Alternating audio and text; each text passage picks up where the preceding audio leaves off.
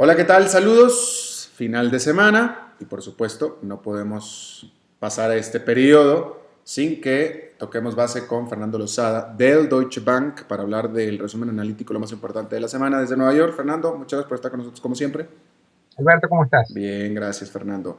Bueno, vamos a comenzar donde lo dejamos la semana pasada. La semana pasada estabas tú hablando y adelantando del acuerdo posible al que Grecia llegaría o con el que se llegaría para Grecia para sacar adelante a Grecia para rescatarla de este problema. Pasó el lunes, efectivamente se dio el acuerdo. Platícanos del lunes que se dio el acuerdo hasta este momento, viernes en la noche, ¿en qué estamos? Bueno, como tú dijiste, finalmente hubo acuerdo de los líderes europeos el lunes pasado y así se liberó este paquetazo de ayuda por 130 mil millones de euros. Recuerda que la celeridad en este acuerdo era una cuestión crucial, porque Grecia tiene un vencimiento de deuda de 14.500 millones de euros a mediados de marzo. Estamos hablando de menos de 3 semanas.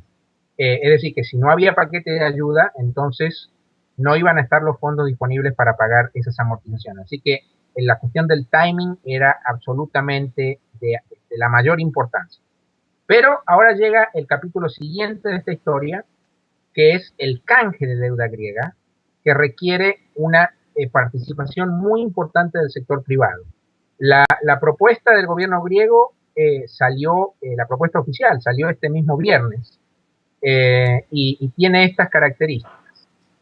La idea es canjear deuda vieja, la deuda que está por vencer, por deuda nueva, bajo una serie de condiciones. Estas condiciones son que, bueno, el total de la deuda que puede ser elegible para cambiar es de un poco más de 200 mil millones de euros, 206 mil millones de euros.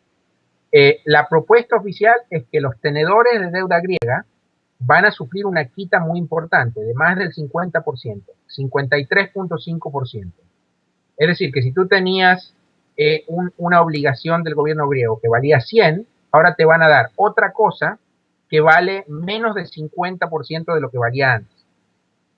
Los tenedores de bonos van a recibir un 31,5% en bonos nuevos del gobierno griego que vencen en diferentes tandas desde 11 a 30 años y que van a pagar un cupón que va a ir creciendo a través del tiempo. Empieza al 2%, después sube al 3%, hasta llegar al 4.2%. Y además de esto, los tenedores de deuda vieja van a recibir otro 15% del valor nominal de esa deuda vieja en obligaciones de corto plazo, pero no del gobierno griego, sino de lo que se llama el EFSF, que es este organismo de asistencia financiera de la Unión Europea. Así que 31,5 más 15% es 46.5%. Eso es lo que reciben los inversores, que entonces sufren una quita con respecto al valor nominal original de 53,5%. Ahora, pero explícame una cosa porque yo no estoy entendiendo bien. Una cosa es, si ya se le liberaron fondos a Grecia o le están dando fondos de 130 mil millones de dólares, ¿para qué necesita que con esto garantice el pago que tenía que hacer en marzo? ¿Para qué necesita entonces hacer esta renegociación con los tenedores si ya tiene el dinero para pagarles? Muy buena pregunta.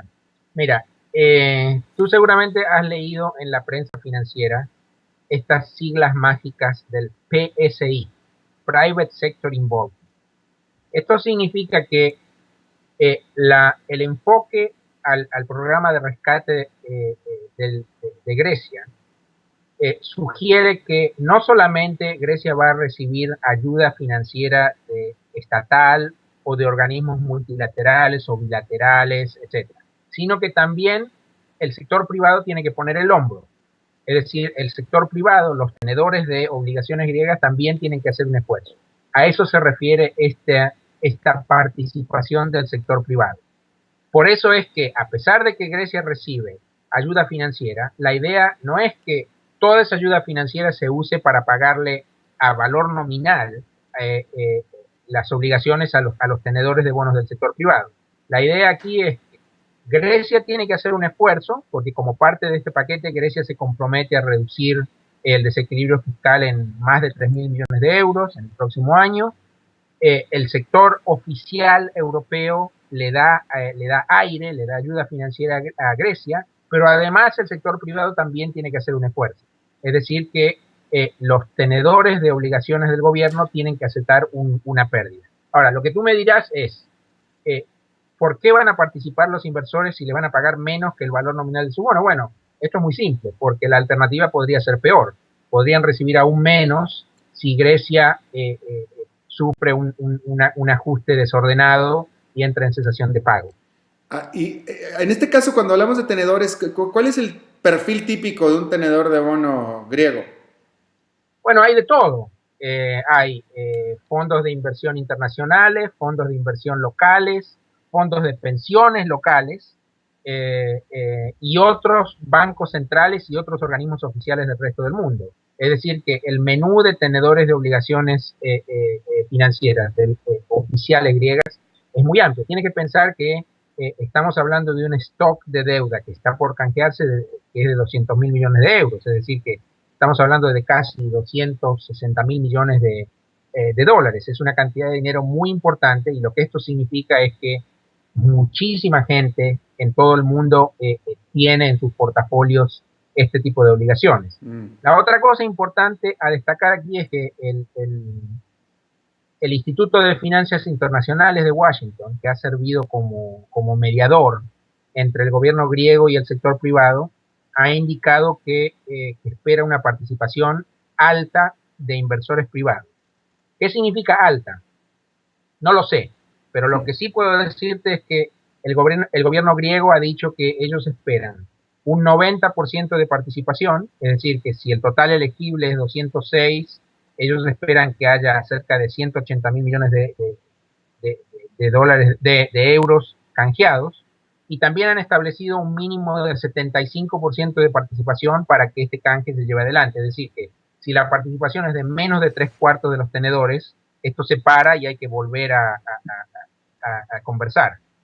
El último punto importante, yo creo, con respecto a este tema es todo lo que está referido a las agencias calificadoras de riesgo crediticio, que ya han anticipado que una vez que se lleve a cabo el canje de deuda griega, ellos seguramente van a poner Grecia en lo que se llama default selectivo. Esto es típico, esto ocurre siempre que hay un canje en condiciones extremas como esta. Una vez que se conozcan los números, la nueva situación de deuda soberana griega, cuánta gente participó, cuáles son las obligaciones futuras de Grecia, etcétera, entonces esos ratings van a volver a modificarse en línea con las obligaciones financieras del país en la nueva situación, porque la idea es que después de este canje, Grecia va a estar en una situación financiera un poco más tranquila, yo no diría completamente tranquila, pero un poco más tranquila que la que está hoy en día. Sí, así que si el canje es exitoso, yo te diría, podríamos decir que el riesgo de un ajuste desordenado en Grecia y en Europa en general caería muy mucho, y esto definitivamente es bueno para el mundo financiero en general. Entonces, en caso de que este canje se apruebe, es decir, que más del 75% de los tenedores dice, ok, perfecto, eso quiere decir que automáticamente entonces la deuda de Grecia se recorta a la mitad. Números redondos, correctamente. Eso es lo que ocurriría. Y eso, y ahora entonces, ¿cuál sería el siguiente problema a resolver de Grecia? El hacer que crezca la economía, hacerla productiva, etcétera. Correcto. Que crezca y que Grecia ponga sus cuentas fiscales en orden. Es decir, Grecia recibe toda esta ayuda y recibe el beneficio de esta quita de deuda, pero Grecia también va a tener que poner su parte. Y la parte griega, en castellano, significa que Grecia va a tener que ajustarse el cinturón y eliminar todos estos problemas fiscales que son de larga data. Y si logra hacer este canje Grecia, ¿se acaba el espectro, la potencial necesidad de tenerse que salir del euro? Es un poco prematuro decir eso, pero yo diría que por lo menos se gana mucho tiempo y Grecia pasaría a estar en una situación mucho más desahogada como para tener tiempo para implementar estas reformas. Es decir, que cualquier evento como los que tú has mencionado no debería ser inminente.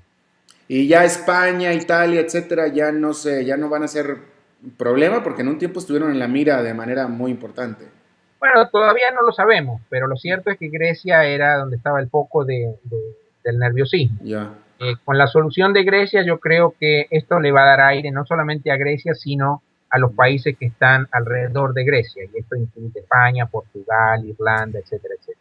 y de todos modos Europa tiene recesión este año, eso no lo evita nada. Eso ya es muy tarde para evitarlo. Exacto, Ciertamente se va a contraer, pero lo que nosotros creemos es que la recesión va a ser relativamente suave, es decir, no va a ser una crisis dramática.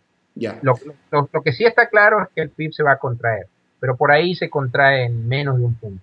ya. No Bien. estoy diciendo que esto sea bueno, Ajá. pero lo que sí creo es que no estamos frente a una situación de colapso del nivel de Claro, actividad. claro.